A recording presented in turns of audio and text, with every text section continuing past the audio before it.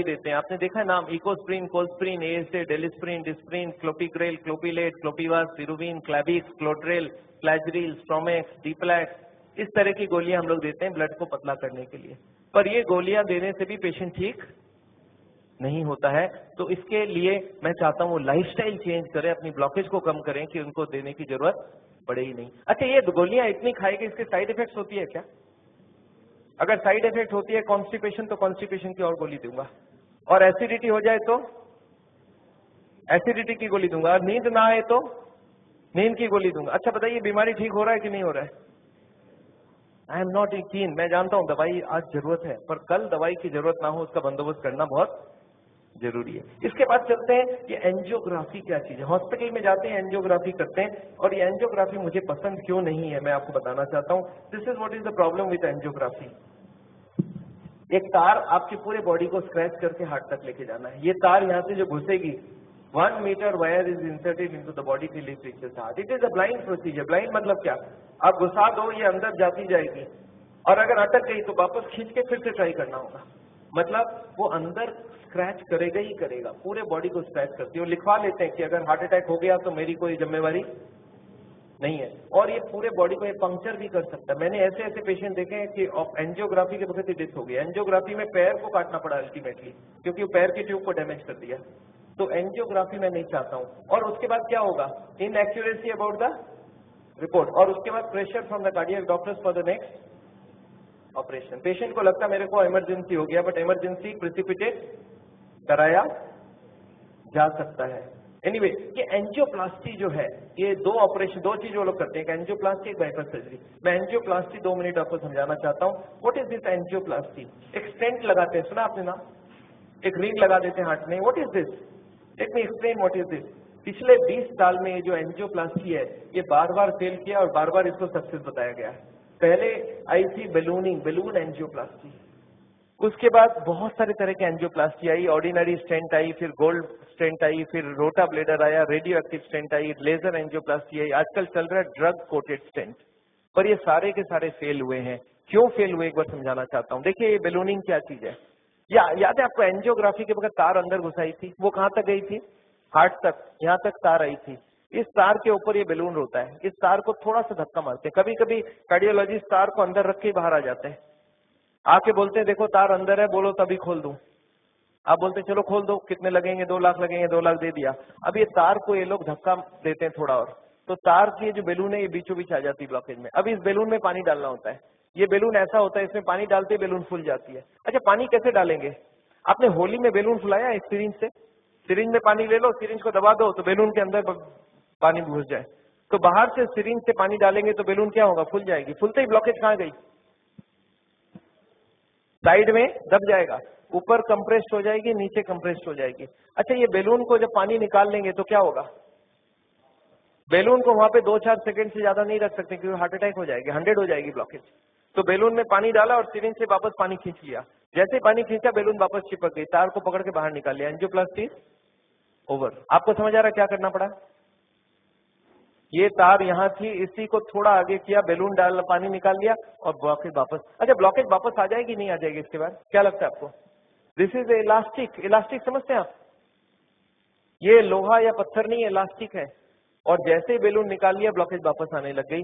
थोड़े साल बाद यही कार्डियोलॉजिस्ट मान गए बैलूनिंग काम की नहीं है। पहले क्लेम किया था बैलूनिंग एक बार कराओगे जिंदगी भर चलेगी, फिर मान गए काम की नहीं है। फिर क्या हो गया? फिर वो बोले इसमें स्टेंट लगाना होगा। What is this stent? Look at this, this is the blockage. दिख रहा है आपको येलो कलर की? और इसके अंदर एक बैलून डाल दिया। आपको दिख रहा है ब्लैक कलर का बैलून? बैलून में पानी डाला तो ब्लॉकेज कहाँ चलेगी? साइड में आ गई। जब बैलून निकाल लेंगे तो ब्लॉकेज वापस आएगी। तो यहाँ पे एक स्प्रिंग लगा देते हैं। ये स्प्रिंग क्या काम करेगा? ब्लॉकेज को आने से रोक देगा। आपको समझ आ रहा है स्प्रिंग का मतलब क्या है? अगर स्प्रिंग डाला गया, इसका मतलब क्या है? कि ब्लॉकेज वापस आ रही थी। इसका मतलब पहले वाला जो क्लेम था वो गलत था, कि बैलूनिंग करा लो ठीक रहा। इसके बाद ये जो स्टेंट लगी, स्टेंट का एक मेजर प्रॉब्लम है कि इसके अंदर से ब्लड जाएगी, और फॉरेन बॉडी के अंदर ब्लॉकेज बहुत जल्दी होती है। ये देखा गया है स्टेंट में 6 महीना 1 साल में सारे ब्लॉक आ जाती वापस। और ये जब वापस आने लगी तब इन्होंने थोड़े दिन तक तो बोला नहीं नहीं नहीं आती है नहीं आती है। थोड़े दिन बाद इन्होंने बोला कि नहीं ये स्टेंट तो खराब होगी क्योंकि ये ऑर्डिनरी स्टेंट है, इसमें एक मेडिकेटेड स्टेंट देना होगा। वो दवाई में डाल के स्प्रिंग को निकाल लेंगे, अब बहुत बढ़िया हो जाएगा।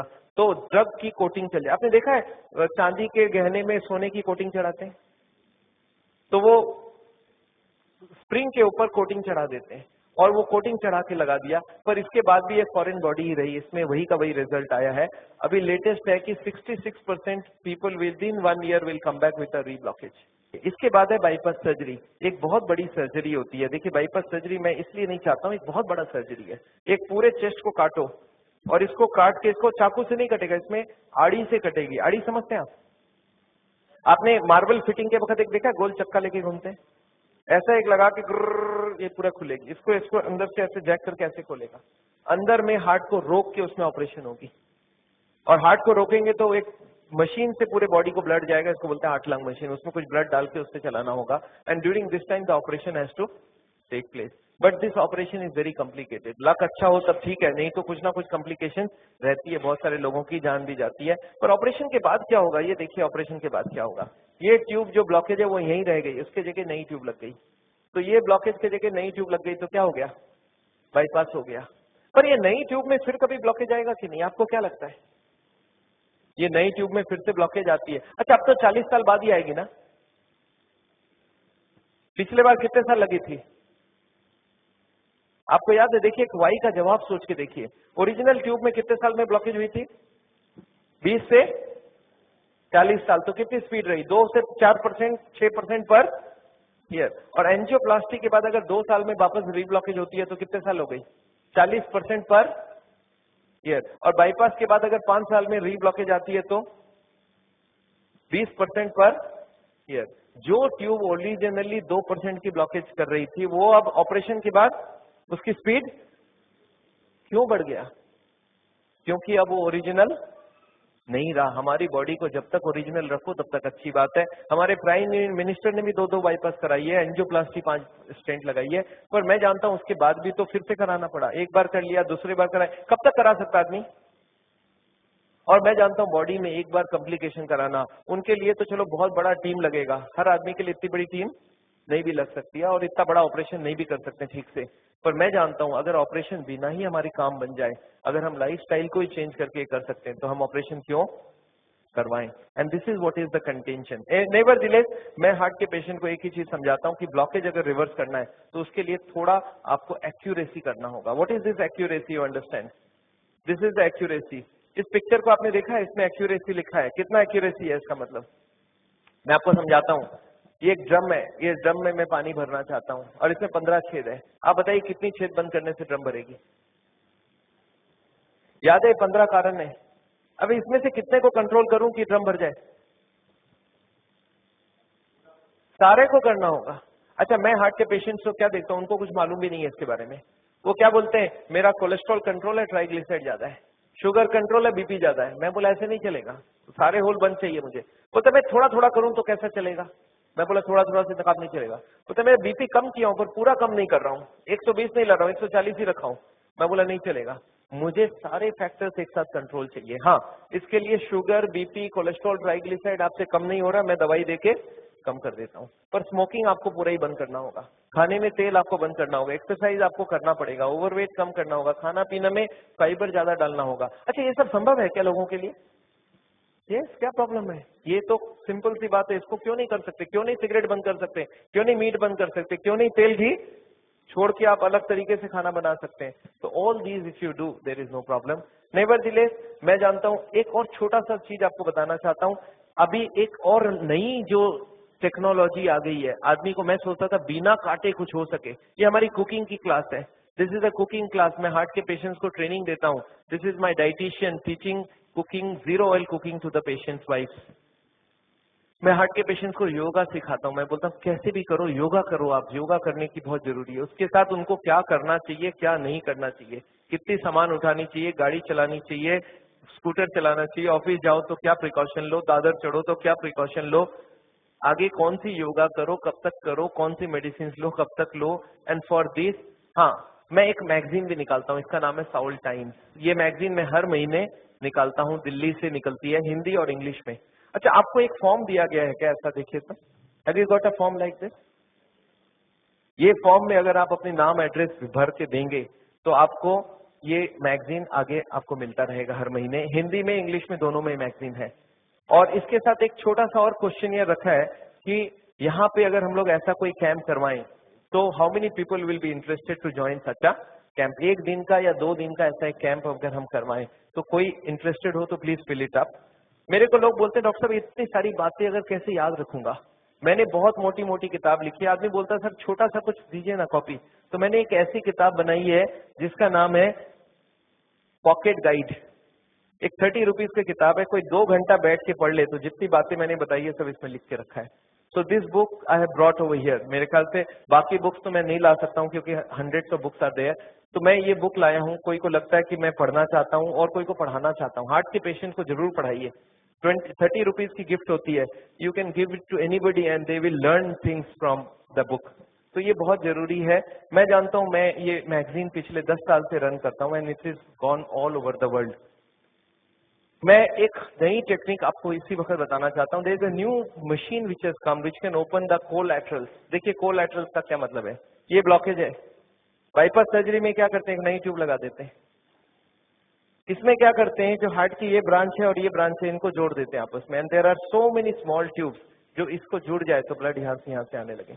ये जो छोटे छोटे ट्यूब है, ये मैंने बोला था स्पोर्ट्समैन चालू करके रखते हैं, और स्पोर्ट्समैन चालू कर दिया तो क्या हो गया, उसके पास 2 सप्लाई हो गई। एक तो ये ओरिजिनल है और एक साइड वाली भी है, इसको बोलते हैं कोलैटरल। बैंक में आपने लोन लेते हुए देखा है कभी? कोलैटरल्स बोलते हैं।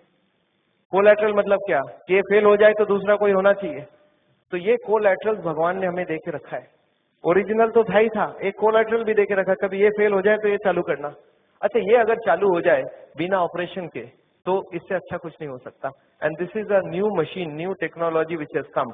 देखिए हमारे मेडिकल साइंस की टेक्नोलॉजी बिना कांटे वाली टेक्नोलॉजी है। ये देखिए, ये ट्यूब्स हैं जिसमें कोई कोलैटरल्स चालू नहीं है, और ये है ट्यूब्स के सारे कोलैटरल्स चालू हो गए। आपको समझ आ रहा है डिफरेंस दोनों के अंदर? ये जो छोटे छोटे कोलैटरल्स है, ये हमारे सबके पास है, और एक मशीन से इसको या तो स्पोर्ट्स करके चालू कर सकते हैं या तो एक मशीन से चालू कर सकते हैं। ये मशीन क्या करती है सोचिए, ये जैकेट्स लगा दिया हमने कफ में, थाई में, बटक्स में, और सारे को एक साथ स्क्वीज कर दूं तो क्या होगा, इसकी ब्लड कहाँ जाएगी? बॉडी में ही रहेगी, पर कहाँ जाएगी? ये हार्ट की तरफ जाके हार्ट की ट्यूब्स को धक्का देके, प्रेशर देके इसको खोलेगी। ये प्रेशर 1-1 घंटे तक, एक में इसको हार्ट के संग सिंक्रोनाइज करके दिया जाता है। सिंक्रोनाइज मतलब हार्ट जब पंप करे तो मशीन पंप नहीं करता है, जब हार्ट पंप करके रिलैक्स करने लगे, जब पूरी ब्लड वापस आती है तो वो स्क्वीज करके सारे ब्लड को एक साथ भेजा जाता है। And this goes on, ECG feed होती है कंप्यूटर को। And this machine we have seen now without bypass surgery. आदमी बोलता है मुझे इमीडिएट रिजल्ट चाहिए, तो without bypass this can work very well. तो इसको हम लोग बोलते हैं नेचुरल बाईपास। नेचुरल बाईपास समझ रहे हैं, भगवान ने ऑलरेडी नेचुरल बाईपास हमें दे के रखी है, स्पोर्ट्समैन चालू करके रखा है। तो आप हार्ट के पेशेंट हो, आप चालू करो, आपके पास कोलैटरल आ गई तो ओरिजिनल नहीं भी होगा तो भी काम चल जाएगी। और एक मैं जैसे ही, हाँ, एक और ट्रीटमेंट आई है जिसको हम लोग बोलते हैं बायोकेमिकल क्लीनिंग। ये अभी बहुत अच्छी रिजल्ट आ सकती है। कुछ केमिकल अंदर डाल के ब्लड में उसको अंदर से गला लिया जाए। जैसे किचन में आपने सुना नाली जाम हो जाए तो क्या करते हैं हम लोग, कुछ केमिकल डालते हैं अंदर से। तो ये केमिकल की भी ट्रीटमेंट आजकल चल रही है, बट अभी भी इसका रिजल्ट हर आदमी में सेम नहीं आता है, but result are still there. बहुत सारे ऐसे पेशेंट है जो 30-40% तक ब्लॉकेज इससे कम हो सकती है। नेवरदिलेस मैं समझता हूँ मैंने बहुत सारा लेक्चर आपको दे दिया है। कोई ने मेरे को बोला था एक बार कि डॉक्टर साहब कभी भी किसी को आधे घंटे से ज्यादा लेक्चर मत दिया कीजिए। मैंने बोला क्यों? बोला आपने स्कूल, उसके बाद दिमाग काम नहीं करता है। मैंने बोला क्यों ऐसा बोल रहे हैं? बोलते आपने स्कूल कॉलेज में देखा है कभी भी पीरियड 40 मिनट से ज्यादा नहीं रखते हैं, उसमें 5 मिनट आने जाने का वेस्टेज गिन लो, आधे घंटे ही चलेगा दिमाग। मैं बोला पर मैंने देखा आप टीवी देखते हो तो 2-3 घंटा देखते हो एक साथ। बोलते नहीं, वो इंटरेस्टिंग हो तो देखते हैं। तो मैं जानता हूं आप हमारे साथ बैठे हैं 2 घंटे के लिए और आपको जरूर इंटरेस्टिंग लगा होगा। मैं फिर से धन्यवाद देना चाहता हूं ये हॉल को अरेंज जिन लोग ने किया उनको, श्री माफत लाल जी को जिन्होंने आपके लिए ये लेक्चर कराया है। और अगर आपको लेक्चर अच्छा लगा तो उनके लिए फिर से एक बार